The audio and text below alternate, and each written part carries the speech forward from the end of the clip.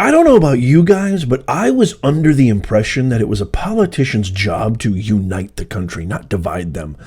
And I was really, really shocked to see Democrat Senator Chuck Schumer's appearance on MSNBC as he is discussing the sort of ingredients of this $118 billion bipartisan bill that the Senate has just agreed upon, with Mitch McConnell and Chuck Schumer being the forerunners of this bill.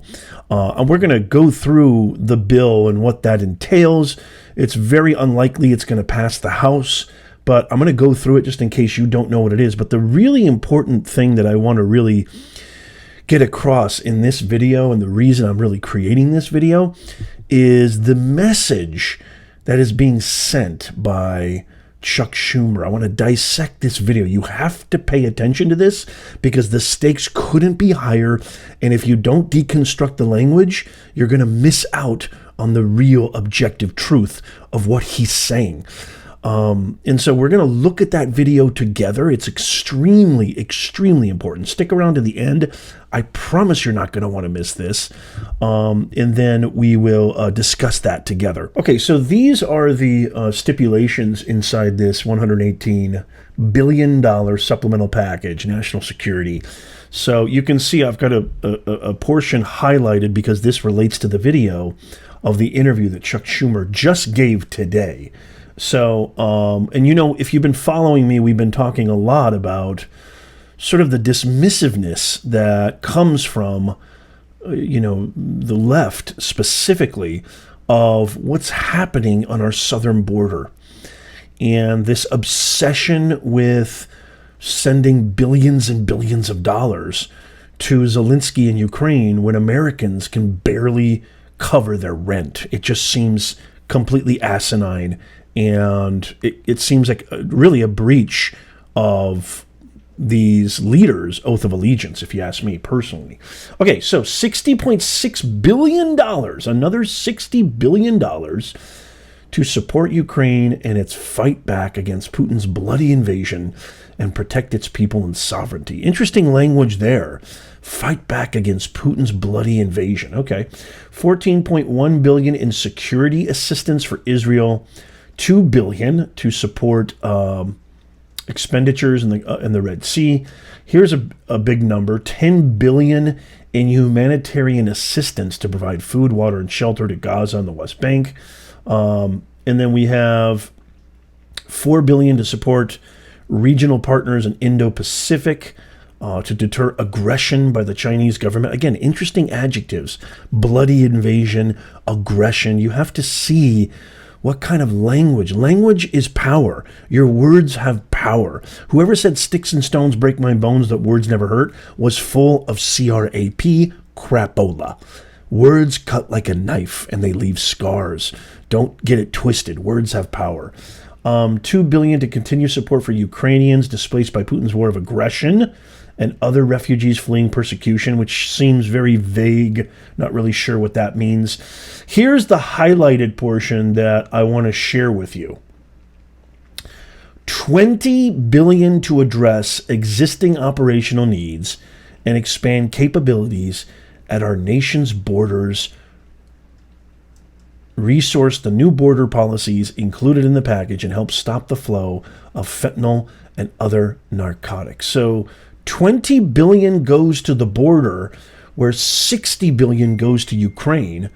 And there's all sorts of other stipulations within that $20 billion, within the border, that I can't even get into now. It's just so complicated and so convoluted. This bill seems like a rebuke to helping and addressing probably one of the most serious issues in our country, which is the southern border crisis. So there you have it. It's a bill that Speaker Johnson, the leader of the House, is not a fan of. A lot of Republicans are saying they're going to kill this bill once it reaches the House.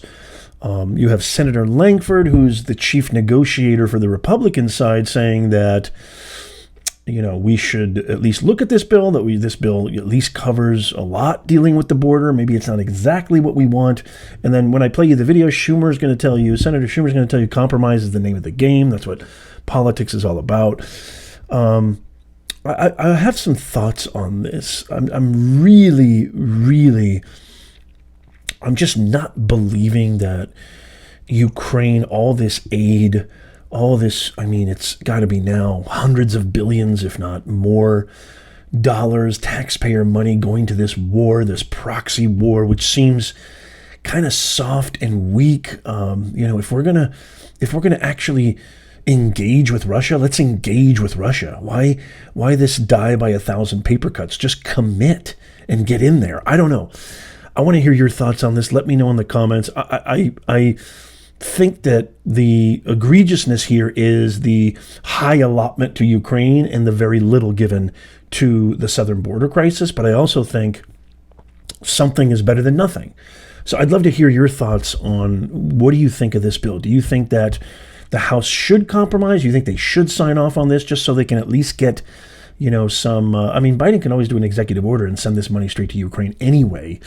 I'm not a fan of it. I think it does not address the seriousness of this migrant crisis and in our southern border crisis at all, not even close, but at least it's something. But I'd love to hear from you guys. Now, this is really the crux of this video. I want to play this video of Schumer on MSNBC today talking about the bill. And let's watch the video and then we can talk about it. You've said that you worked very closely with Leader McConnell on this bill. Now that we see what's in it, seems to be as bipartisan as it gets. Why wouldn't both sides really want this to go through? Well, it's a great question, Mika. Look, it took a long time, 4 months of arduous negotiations. They fell off the tracks a whole bunch of times. I had to be on the phone even at midnight saying we've got to keep going. Why?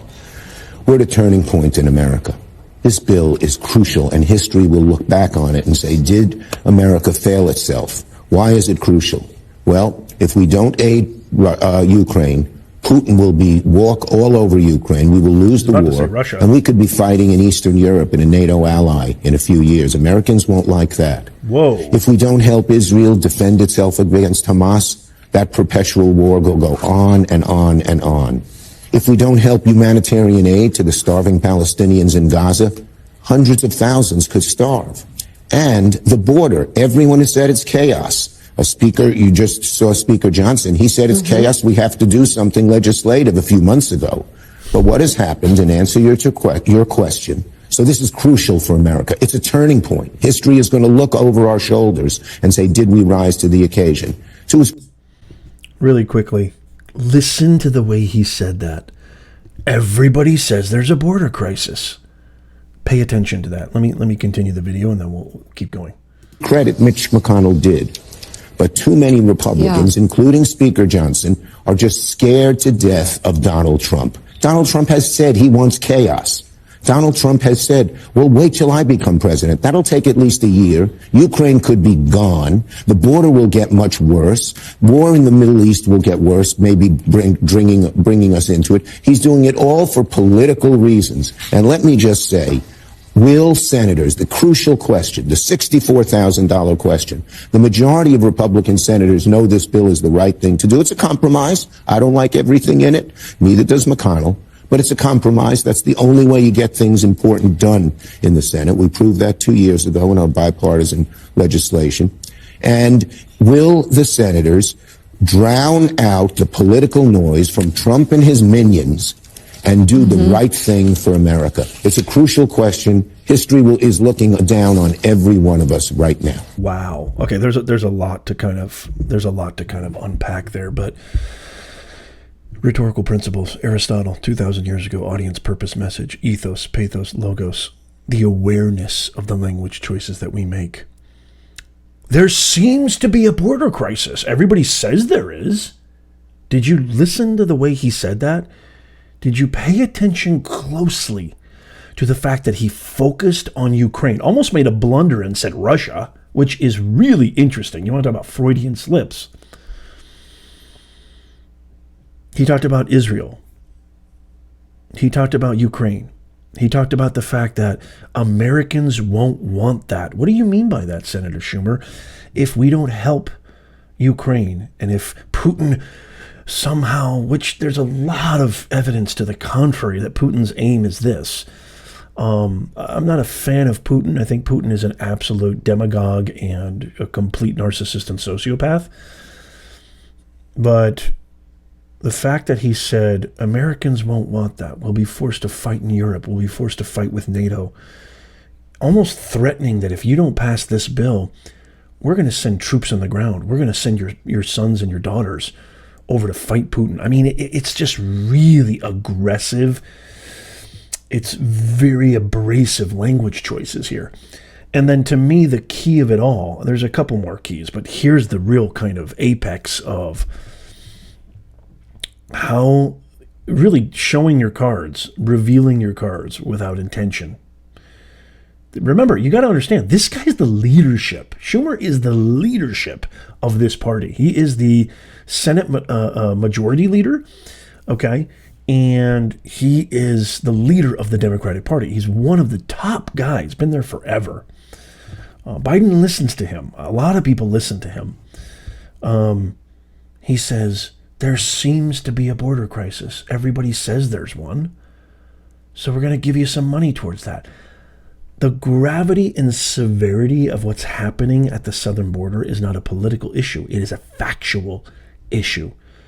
And to categorize it as there seems to be, quote unquote, an issue, everybody says there is very revealing and telling. Those kind of choices of language is extremely revealing of where leadership is symbolic of the entire faction. So if leadership is dismissing the severity of this, that is symbolic and reflective of the entire party. It is. It just is. There's no way of denying that. Leadership is the manifestation. Leadership is the symbol of the ideologies, the principles and values of that party. And he, on the record, on live network television, said there seems to be one. That's what they keep saying. Very dismissive.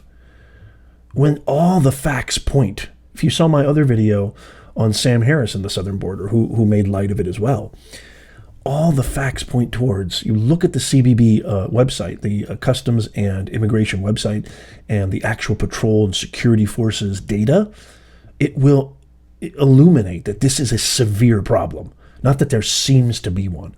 Very telling, very telling. And then, to kind of circle back to the beginning of this video where I said I thought it was a politician's job to unite a country, not divide it. You have Senator Schumer alienating over 50% to 52% of the entire country by saying, drown out the noise of these minions. What a detestable, vile, offensive way of describing half of the country. Your job, Senator, if you really want and believe in this idea of compromise, your job is to bridge the divide. You just alienated 51 to 50% of the entire country who believes in policy, maybe not the person, but who believes in policies that work, that have proven they have worked. Because your policies are absolute bupkis. Nothing. Nada. Not doing anything. So it's really, really, this is a lot to take in. It kind of sets the tone for the rest of the year. It really, to me, illustrates where these guys stand, what their position is, how they truly feel about millions and millions of Americans, 70 to 80 million of Americans to be a little more precise. It shows me what they really care about. It shows me that there seems to be an issue, there seems to be a problem, when all the facts point to that there is a very significant problem. What is more important than securing our nation first? Isn't your oath to serve America first, and then we go and help other people? I mean, it's kind of like the best analogy I can use, and I've used this before, is when you go on a flight, and the flight attendant, does their demonstration there before the flight takes off and says all these things. This is how you use your seatbelt, et cetera, et cetera. The key point there is when the flight attendant says, if in case of an emergency and the oxygen masks come, down, put yours on first before you help others. Put your oxygen mask on first before you help your family, friends, neighbors, etc. Why? Because you won't be able to help them unless you help yourself first. You will probably go into oxygen shock, deprivation, and maybe faint, or even worse, God forbid. Help yourself first in order to help others. From what I'm hearing from Chuck Schumer, who is again the leadership, it sounds to me the exact opposite of that. I'd love to hear your thoughts. What are your thoughts? I respond to all the comments personally. Please leave a comment down below. What do you think of this bill? Do you think that the Republicans should compromise? Do you think the House should pass it? What do you think of Schumer's description and how he identifies, or misidentifies these minions, and how he classifies half the country as minions, as well as his, just a brazen dismissiveness of this huge issue, major crisis at the southern border? I'd love to hear your thoughts.